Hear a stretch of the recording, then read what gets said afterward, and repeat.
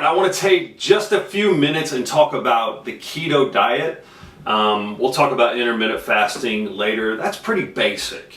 But the keto diet, all right. So a little bit about the keto diet, a little bit about my journey.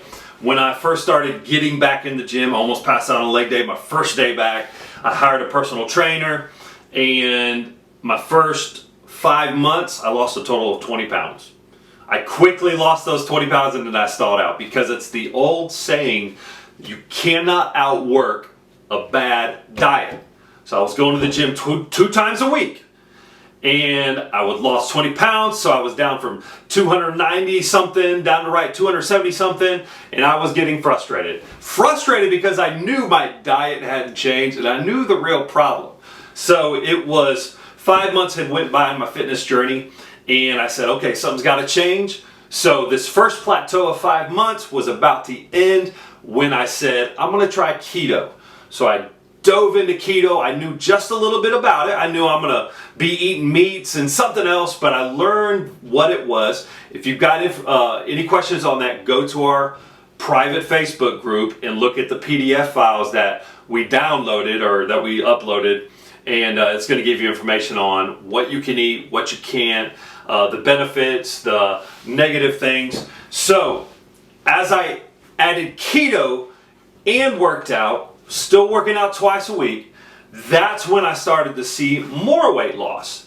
Well, during that more weight loss, I lost maybe another 10 pounds. So I was up to 30 pounds lost. That's when I said, what would happen if I go to the gym more than twice a week? Now I was very uncomfortable, I was very nervous about going to the gym without the personal trainer. That personal trainer was kind of like my safety blanket. But I had learned enough along the ways, and that's why we have the fitness app. We want you to be confident walking in there to know that you know what you're doing. So to avoid all of that nervousness and help cut down on it. So when I added more workouts and when I added keto, that's when the weight just fell off.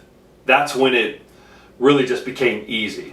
So that's when I quickly went down all the way to before the end of that year, before it was almost a full year, I had lost 50 pounds. I got below 250 pounds. People were noticing, they were coming up to me and saying, have you lost weight? I said, yes, I have. You ever know that feeling? Like I didn't post it online, but people noticed. It was a really good feeling. So anyway, that was another plateau. I stayed right around that 245, 240 I flirted with, but I was staying right between that 240 and 250. Now later on came the Healthy Pastor Challenge is what it is now, and we're going to talk about that later. That's when I lost the other 35 pounds. So that's how I got over to 80 pounds lost. Right now, my diet, it consists of a lot of keto and a little bit of other stuff. But let me tell you about keto. Keto is when you are cutting carbs and sugars out of your diet. That is when your body goes into a ketogenic state. And that's when it doesn't have the carbs or the sugars to burn for energy. That's when it's burning the fat. That's when you see the weight loss. And when you tie that in with intermittent fasting, that's when you're going to see amazing results, okay? So the discipline of keto, things I've learned along the way is yes, you can eat most any meat. Yes, we're allowing you to eat fried foods to start off with. If you can go to straight grilled, if you can jump in the deep end, jump in the deep end. But if not, it's okay. Stick with what we're saying in the guide, okay? Follow it. We're going to take you on this journey. It's not a lot of people can quit cold turkey on certain things like this. I know I couldn't. So we want to be understanding. We want to work with you. We want to set you up for a lifetime of success, not just a diet.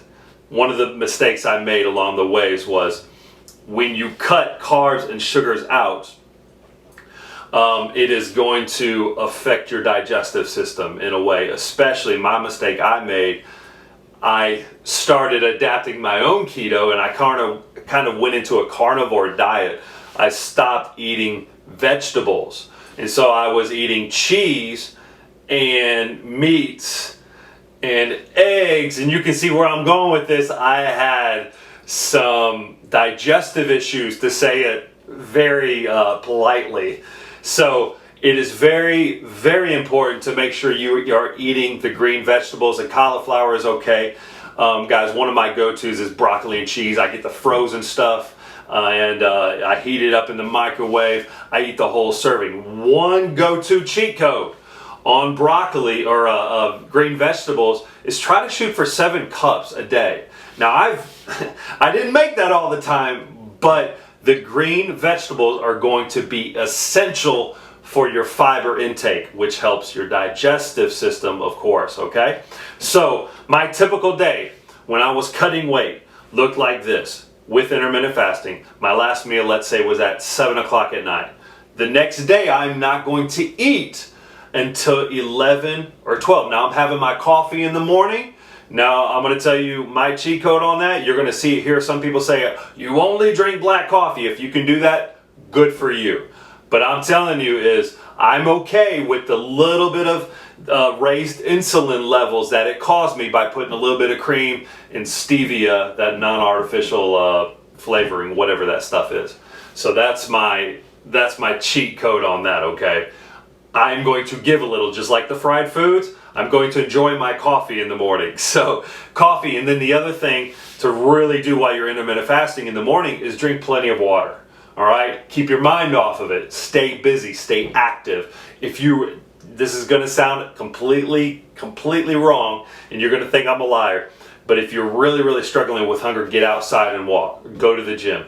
Get active, and your body reacts. It starts burning whatever kind of excess energy you have, and it'll actually take those hunger pains away. I know it sounds ridiculous. I thought the same thing when I heard it for the first time. So anyway, your first meal. Let's say it was 7 o'clock. I'm not strict. I'm not militant on if it's going to be 18 hours every day, if it's going to be 16 hours. Guys, honestly, if I got to meet somebody for lunch at noon, I'm going to go eat. Okay, so that's 12 plus 5, that's 17-hour fast. It's a pretty good fast. So at 12 o'clock, what I'm going to do is I'm going to get a side salad with ranch. I love ranch. It tastes great. I'm going to have cheese on it. No croutons. Got to keep the bread away. Keep the carbs away. Tomatoes are okay in moderation. Then what I'm going to do, maybe for lunch, if I'm eating out, I'm going to have any kind of meat that I want. Or fish. I'm going to have, shellfish. Doesn't matter. Any kind of meat. I'm not too much worried about protein at this point in the diet, especially with where you're at. So, meat, greens, maybe get some broccoli if you're having whatever kind of meat, asparagus. I'm not a big asparagus fan, but broccoli and cheese, guys, do what you'll eat, okay? Now here's the thing. I didn't worry about calories. I wasn't counting calories. Counting calories is very difficult. I'm going to suggest that you don't go down the calorie counting rule. But I will tell you this. Just eat what's on your portion. If you have an overeating problem, my big problem was overeating, but mainly sweets. But I'm staying out of the buffets. Okay, I'm staying out of the buffets. Don't go to the buffets if you have an overeating problem. It's the drug addict going to the dealer's house. Literally what it is. So, go to the restaurant. If you're at Chick-fil-A, get you some grilled nuggets. Get you a side salad with ranch. People are going to say, oh, I see you. You're going to flex a little bit. I'm just kidding with that. But you're going to be adapting, you're going to be changing for the positive. Okay, so throughout the day, a snack. Guys, you can do beef jerky. You can do, I used to get more broccoli. If I was really hungry, I'd get broccoli with the cheese that I was going to microwave, and that was going to be my snack. I'd eat a whole serving of it. It was like 2 cups, trying to get my 7 cups of green vegetables in. All right, so that's my snack. I'm not counting calories. I know I'm still well below what I need to be though. And then at nighttime, I'm eating with my family. We're eating dinner. Now let me give you a cheat code. If they're eating pizza, there are some pizza places that will make the keto style pizza. Basically what it is, it's the red sauce, it's cheese, it's your toppings. It's just without any dough, and it's delicious. There's a place in Tifton called Marco's Pizza. Absolutely delicious, my go-to, and you will eat it afterwards. One of the best things about keto, with any meal you eat, you're not going to feel like you just gorged yourself. Carbs and sugars will literally stuff you. Yeah, have you ever been to the Thanksgiving dinner where you undo your belt loop because you've eaten so much? It's carbs and sugars causes that bloating. Guys, you're gonna feel so good about yourself when you eat on this keto diet. You're not gonna feel sluggish. Guys, the list goes on. Check out the detailed PDF file in the group. Guys, open it, read through it. If you started getting more questions, hit us up in the Facebook group. Ask more questions. Go back to the PDF file. The list goes on and on. But I'm here to tell you that keto, you don't have to do it for life, but we'll get to the maintaining later. Don't worry about that right now. But the keto and the intermittent fasting mixed together, if you have any questions about which way you need to go, that's the way you need to go. If you've tried it before, try it again. We're going to help you. We're going to put out different, you're going to see in the Facebook group, I'm going to ask everybody, hey, what are you eating today?